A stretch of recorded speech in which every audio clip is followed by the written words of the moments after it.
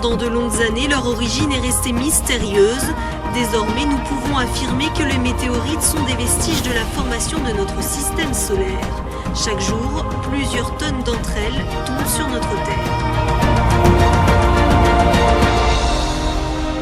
Au sud du Maroc, un habitant voit une scène inédite. Une boule de feu vient de tomber face à lui. Après 2 mois de recherche, la découverte est inespérée. Un premier échantillon vient d'être localisé. L'instant tant attendu se produit. Abderrahmane Hibi, professeur à l'université d'Ibn Zor à Agadir, est rapidement averti.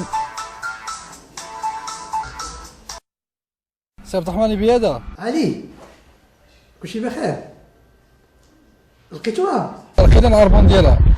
l'excitation est à son comble pour ce grand spécialiste des météorites. Cela fait 2 mois qu'il attend ce moment. Il n'y a pas de temps à perdre. De son atelier de préparation des roches à l'université d'Ibn Zor, Abderrahmane Hibi fait au plus vite pour préparer son matériel.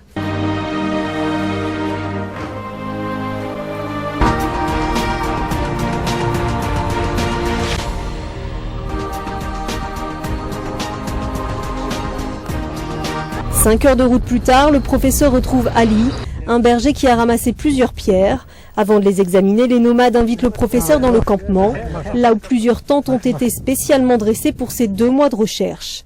La tradition sahraoui veut que l'invité boive du lait dromadaire, puis un verre de thé, un cérémonial qui fait partie du mode de vie des nomades.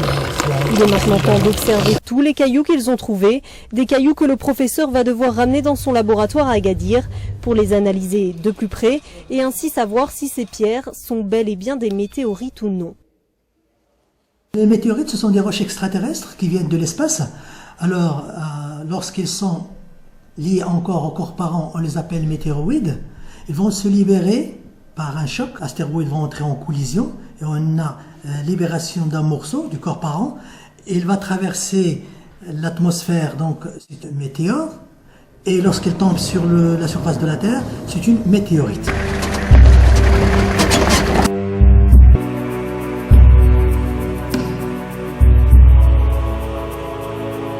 الميتين اللي قلت لي اياها فين طاحت؟ هنا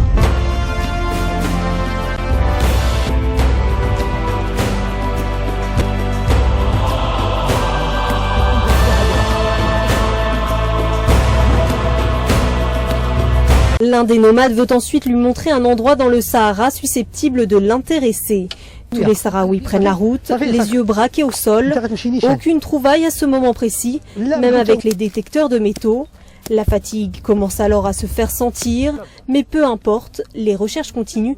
Il n'est pas question d'abandonner, seule la nuit les arrêtera. Après cette longue journée, c'est l'heure de la prière du coucher de soleil.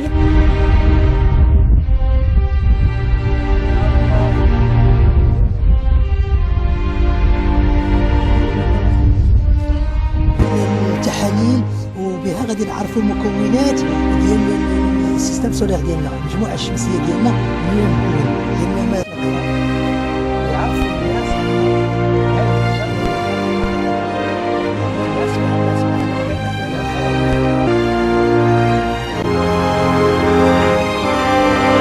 Le lendemain, le professeur Abderrahmane Hibi et les nomades repartent dès l'aube.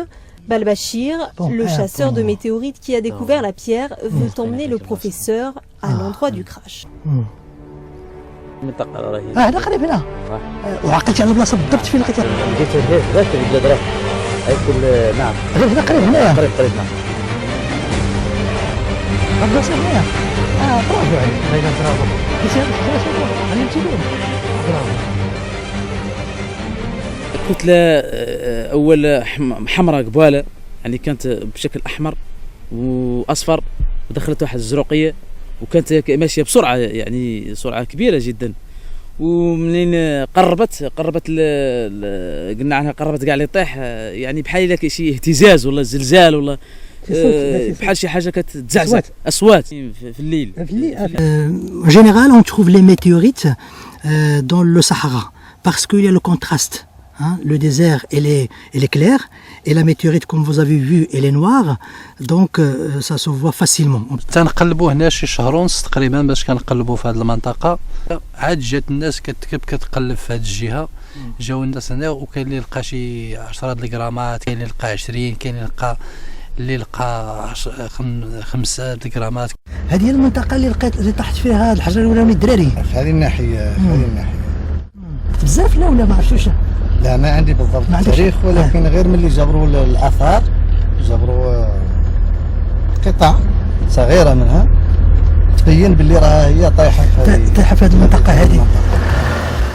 Meteorite is material extremely interesting because they formed in the beginning, at the beginning of the solar system, to establish collaboration for studying, for defining the age of the impact structure in Morocco.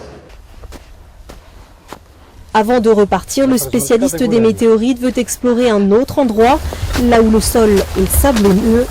Il s'y rend, seul, muni de son matériel et de son marteau de géologue. C'est son dernier espoir.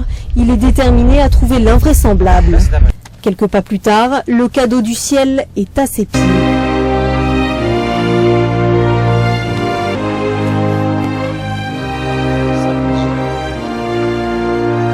À chaque découverte, le protocole est le même.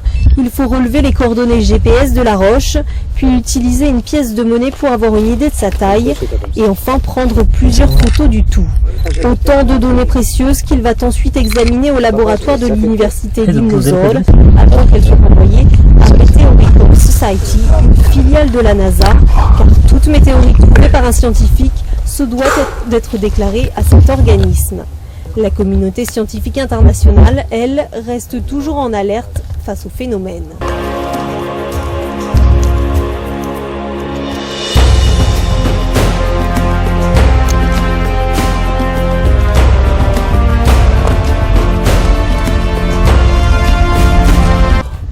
Le professeur va maintenant pouvoir analyser la météorite, direction le laboratoire de l'université d'Ibn-Zor.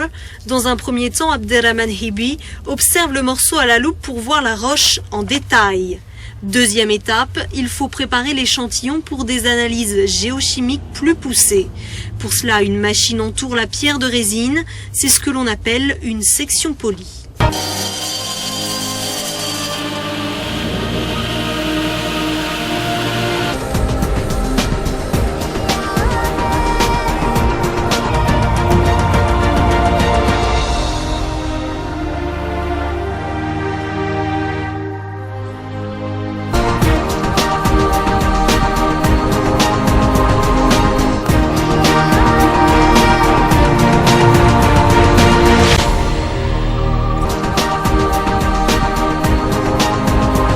Différentes compositions. Je suis ici au Maroc à l'université d'Agadir parce que j'espère de commencer une collaboration très étroite avec les chercheurs du département de géologie de la faculté des sciences et pour étudier les météorites qui sont abondantes au Maroc. Des météorites abondantes que les spécialistes veulent faire découvrir aux intéressés. Un séminaire est donc organisé pour présenter aux étudiants cette trouvaille intéressante du désert, en présence de chercheurs européens et marocains. Je suis astronome, je suis pas un géologue, mais il y a 15 ans que je suis intéressé à l'Allemagne, 24 km et presque. Entre 40 000 ans et 35 000 ans, une masse qui pèse 2,7.